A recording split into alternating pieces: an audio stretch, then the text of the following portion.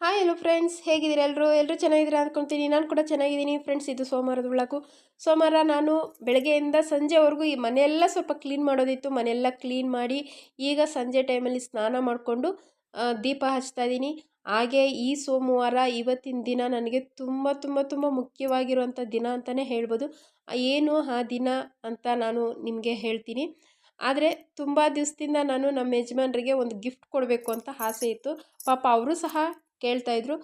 ಏನು ಗಿಫ್ಟ್ ಕೊಡ್ತಾಯಿದ್ದೀನಿ ನೋಡೋಣ ಫ್ರೆಂಡ್ಸ್. ಮುಂದೆ ಯಾರೂ ನನ್ನ ವಿಡಿಯೋ ಸ್ಕಿಪ್ ಮಾಡಿದ್ರೆ ದಯವಿಟ್ಟು ಫುಲ್ ವಿಡಿಯೋ ನೋಡಿ ಅಂತ ಕೇಳ್ಕೊತೀನಿ ಫ್ರೆಂಡ್ಸ್.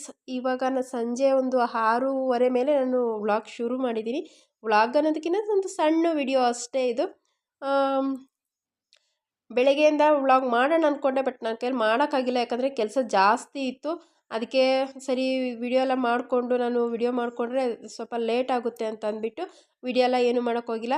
ಮತ್ತು ಮನೇಲಿ ಮಾಡೋವಂಥ ಮಾಮೂಲಿ ಕೆಲಸ ಎಲ್ಲ ನಾನು ನಿಮ್ಮ ಹತ್ರ ಶೇರ್ ಮಾಡ್ಕೊತಾನೆ ಇರ್ತೀನಲ್ವ, ಅದಕ್ಕೆ ವಿಡಿಯೋ ಮಾಡೋಕ್ಕಾಗಿಲ್ಲ ಫ್ರೆಂಡ್ಸ್. ಇವಾಗ ಅದು ಏನು ಸರ್ಪ್ರೈಸು, ಏನು ಇವತ್ತಿನ ದಿನ ಅಂತ ನಾನು ನಿಮಗೆ ಹೇಳ್ತೀನಿ.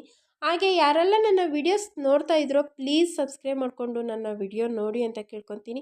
ಈ ವಿಡಿಯೋ ಏನಾದರೂ ಸ್ವಲ್ಪ ನಿಮಗೆ ಇಷ್ಟ ಆದರೆ ಒಂದು ಲೈಕ್ ಕೊಡಿ ಅಂತ ಕೇಳ್ಕೊತೀನಿ ಫ್ರೆಂಡ್ಸ್. ಓಕೆ ಫ್ರೆಂಡ್ಸ್, ಬನ್ನಿ ಈಗ ಸ್ಟಾರ್ಟ್ ಮಾಡೋಣ.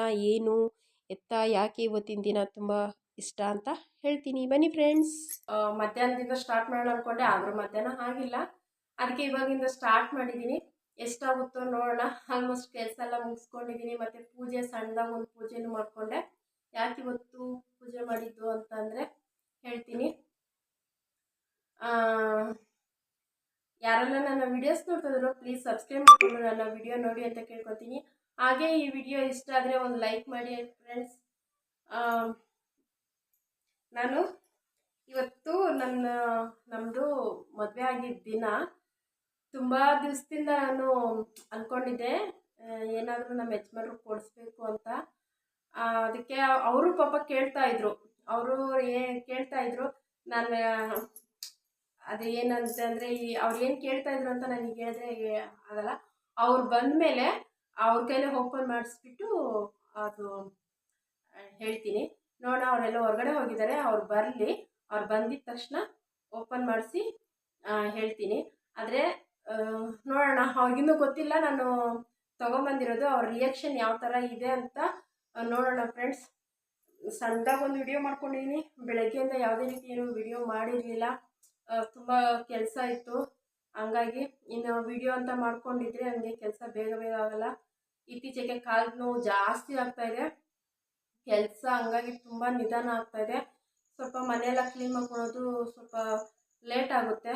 ಅದಕ್ಕೆ ಸರಿ ಮನೆಯೆಲ್ಲ ಕ್ಲೀನ್ ಮಾಡಿ ಗುಡಿಸಿ ಒರೆಸಿ ಪೂಜೆ ಮಾಡಿ ಇವಾಗ ನಾನು ವಿಡಿಯೋ ಸ್ಟಾರ್ಟ್ ಮಾಡಿದ್ದೀನಿ. 6:30 ಆಗಿದೆ ಫ್ರೆಂಡ್ಸ್. ನೋಡೋಣ. ಹೇಳಬೇಕು ಅಂತಂದರೆ ಇವತ್ತೇನಾದರೂ ಸ್ಪೆಷಲ್ ಮಾಡಬೇಕು ಅಂದ್ಕೊಂಡಿದ್ದೆ, ಆದರೆ ಮಾಡೋಕ್ಕಾಗಿಲ್ಲ. ನಾಳೆ ಮಾಡ್ತೀನಿ ಫ್ರೆಂಡ್ಸ್. ಇವತ್ತು ಮಾಡೋದಕ್ಕಾಗಲ್ಲ, ನನ್ನ ಕೈ ತುಂಬ ಟಯರ್ಡ್ ಆಗಿಬಿಟ್ಟೈತೆ. ಅದಕ್ಕೆ ನಮ್ಮ ಯಜಮಾನ್ರಿಗೆ ಏನಾದರೂ ಗಿಫ್ಟ್ ಕೊಡೋಣ ಅಂತ ತೊಗೊಂಬಂದಿದ್ದೀನಿ ಫ್ರೆಂಡ್ಸ್. 2 ಗಿಫ್ಟು ತೊಗೊಂಬಂದಿದ್ದೀನಿ ಅವ್ರಿಗೆ. ನೋಡೋಣ ಅವ್ರ ರಿಯಾಕ್ಷನ್ ಯಾವ ಥರ ಇರುತ್ತೆ ಅಂತ. ಅವ್ರು ಬರ್ತಾ ಇದ್ದಾರೆ. ಅವರು ಬಂದಾದಮೇಲೆ ನಾನು ಅದೇನು ತಂದಿದ್ದೀನಿ ಅಂತ ಅಲ್ಲೇ ಹೇಳ್ತೀನಿ. ಓಕೆ ಫ್ರೆಂಡ್ಸ್, ಸ್ವಲ್ಪ ಹೊತ್ತು ಅವ್ರು ಬರಲಿ, ಆಮೇಲೆ ನಾನು ವಿಡಿಯೋ ಸ್ಟಾರ್ಟ್ ಮಾಡ್ತೀನಿ. ಅವ್ರ ರಿಯಾಕ್ಷನ್ನು ತುಂಬ ಹೆಂಗೆ ಇಷ್ಟಪಡ್ತಾರೋ ಯಾವ ಥರ ಇರ್ತಾರೋ ಅಂತ ನಾನು ತುಂಬ ಕಾಯ್ಕೊಂಡಿದ್ರೆ ಅವ್ರ ರಿಯಾಕ್ಷನ್ ನೋಡಿದ್ರೆ ಹಿಂಗಿತ್ತು ಫ್ರೆಂಡ್ಸ್. ನೋಡೋಣ.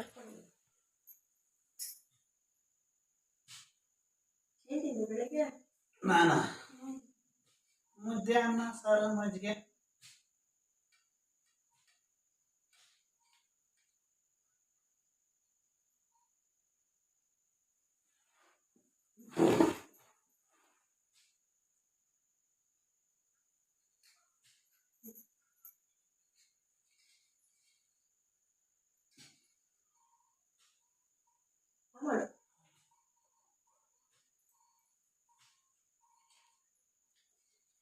ತುಂಬ ಚೆನ್ನಾಗಿದೆ ಫ್ರೆಂಡ್ಸ್.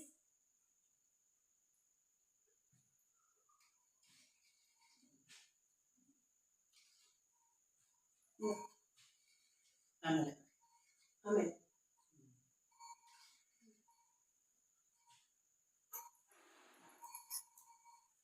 ಏನೋ ತಂದಿದ್ದೀನಿ ಕಿಸ್ಕೊಂಡು ನೋಡ. ಈಗ ಏನ್ ತಂದಿದೀಯಾ? ಏನೋ ತೊಗೊಂಬಂದಿರೋದು ಗೊತ್ತಿರೋ ಥರನೇ ಏನು ತಂದಿದೆಯೋ ನನಗೆ ಗೊತ್ತಿಲ್ಲ ಅಂತಂದ್ಬಿಟ್ರು. ಅಷ್ಟರಲ್ಲಿ ಟಿ ವಿ ಅವ್ರ ಫೇವ್ರೆಟ್ ಸೀರಿಯಲ್ ಬೇರೆ ಬಂತು. ಅವ್ರ ಸೀರಿಯಲ್ ಕಡೆ ಗಮನ ಕೊಟ್ಬಿಟ್ರು ಫ್ರೆಂಡ್ಸ್. ಅಲ್ಲಿ ನಾನು ಮಾತಾಡ್ತಾ ಇದ್ರೆ ಅಲ್ಲಿ ಸೀರಿಯಲ್ ವಾಯ್ಸ್ ಬೇರೆ ಬರ್ತಾಯಿತ್ತು. ಸರಿ ಅಂದ್ಬಿಟ್ಟು ಮ್ಯೂಟ್ ಮಾಡಿದ್ದೀನಿ ಹೇಳೋದು. ಫ್ರೆಂಡ್ಸ್ ನಿಜವಾಗ್ಲೂ ಹೇಳ್ತಾ ಇದ್ದೀನಿ, ಅವ್ರ ರಿಯಾಕ್ಷನ್ ನನಗೆ ಇಷ್ಟನೇ ಆಗಿಲ್ಲ. ಏನೋ ಗೊತ್ತಿರೋ ಥರ ಹೌದು ನಾನು ತೊಗೊಂಬಂದಿರೋದು ಇವ್ರ ಹತ್ರ ಹೇಳ್ಕೊಂಡಿರೋ ಥರ ಹೌದಾ ಏನು ತಂದಿದೆಯೋ ಗೊತ್ತಿಲ್ಲ ಅಷ್ಟೇ ಏನು ಸರಿ ಅಂತಂದ್ಬಿಟ್ಟು ಕೈ ಕೊಟ್ಟರೆ ಏನೋ ಒಂದು ಮಟ್ಟಕ್ಕೆ ಪರವಾಗಿಲ್ಲ ನೋಡಿ ಫ್ರೆಂಡ್ಸ್ ನೀವೇನೆ. ಏನದ ಏನದ?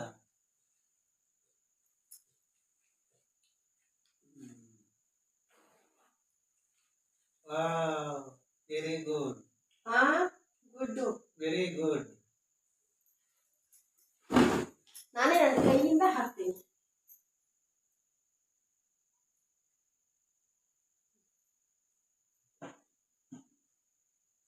ಹಿಂಗೆ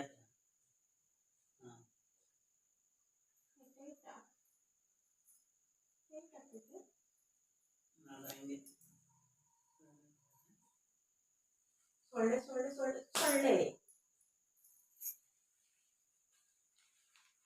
ವಾಸು ತಂದಿದೀಯಾ? ಎಷ್ಟು ಕೊಟ್ಟೆ? ಎಷ್ಟೋ ಕೊಟ್ಟೆ. ಖುಷಿ ಆಯ್ತಾ ಖುಷಿ ಆಯ್ತು ಫ್ರೆಂಡ್ಸ್. ಇವ್ರ ರಿಯಾಕ್ಷನ್ ಇಷ್ಟೇ ನೋಡಿ ಫ್ರೆಂಡ್ಸ್. ವಾಚು ಬೆಳಕು ಈ ಕಡೆ ಇರ್ತೀನಿ. ಇವ್ರ ರಿಯಾಕ್ಷನ್ ಇಷ್ಟೇ ಫ್ರೆಂಡ್ಸ್. ಆದರೆ ಏನು ಮಾಡೋಕ್ಕಾಗಲ್ಲ. ಅವ್ರು ಆವತ್ತಿಂದನೂ ಗೊತ್ತಿಲ್ಲ ಅವ್ರಿಗೆ ಅದೆಲ್ಲ. ಈಗ ಈಗ ಕಲಿತಾ ಇದ್ದಾರೆ. ಎಷ್ಟು ಕೊಟ್ಟೆ? ಎಷ್ಟಿರ್ಬೋದು? ಎಷ್ಟು ಒಂದು 1000? ಯಾವುದಕ್ಕೆ? ನಿನಕ್ಕ ಹಿಂಗಿದ್ರು ಹೋಗ್ತಾ ಇದೀವಿ.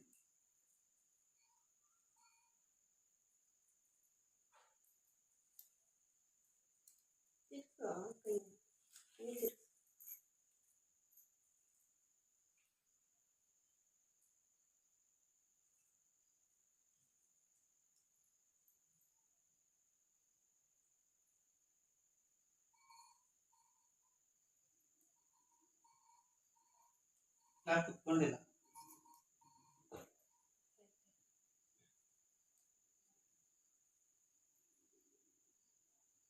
ಎಷ್ಟೇ ಕೊಟ್ಟೆ? ಎಷ್ಟೋ ಕೊಟ್ಟೆ. ಅದು ನೀನು ಯಾಕೆ ಚೆನ್ನಾಗಿದೆ. ಯಾವಾಗ್ಲೂ ಕೇಳೋರು ನನಗೆ ಈಸ್ಕೊಡು, ನನಗೊಂದು ಬಳೆ ಈಸ್ಕೊಡು ಬೆಳ್ಳಿದು ಅಂತ. ಫ್ರೆಂಡ್ಸ್ ಸಂಪಾದನೆ ಮಾಡೋದು ಅವರು ಅಲ್ವಾ? ನಾನು ಮನೇಲಿ ಕೂತ್ಕೊಂಡಿದ್ದೀನಿ, ನನ್ನನ್ನು ಕೇಳಿದ್ರೆ ಈಸ್ಕೊಡು ಈಸ್ಕೊಡು ಅಂತ. ಸಂಪಾದನೆ ಮಾಡಂದ್ರೆ ನಿನ್ ತಾನೇ ತಂದು ಕೊಡ್ತೀನಿ. ಸರಿ ನನಗೇನಪ್ಪ ಕೊಟ್ಟಿದ್ಯಾ?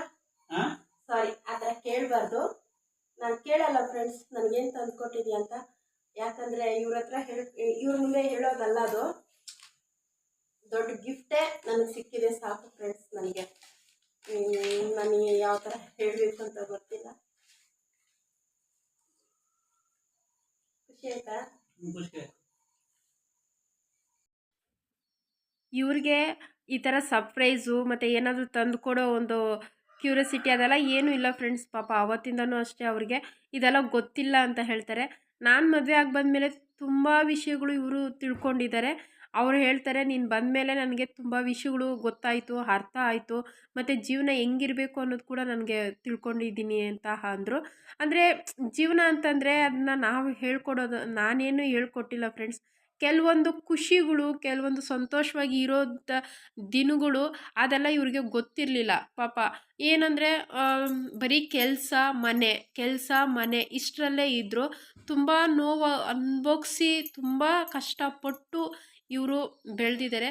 ಕೆಲವೊಂದು ವಿಷಯಗಳನ್ನ ನನಗೆ ಗೊತ್ತಿರೋದನ್ನ ಇವ್ರಿಗೆ ಹೇಳಿಕೊಂಡು ನನ್ನ ಜೀವನನೇ ಹೇಗೆ ಬೇಕೋ ಹಾಗೆ ಇಟ್ಕೊಂಡು ಇವ್ರ ಜೊತೆ ನಾನು ತುಂಬ ಖುಷಿಯಾಗಿ ಇದ್ದೀನಿ ಫ್ರೆಂಡ್ಸ್ ಅಷ್ಟೇ.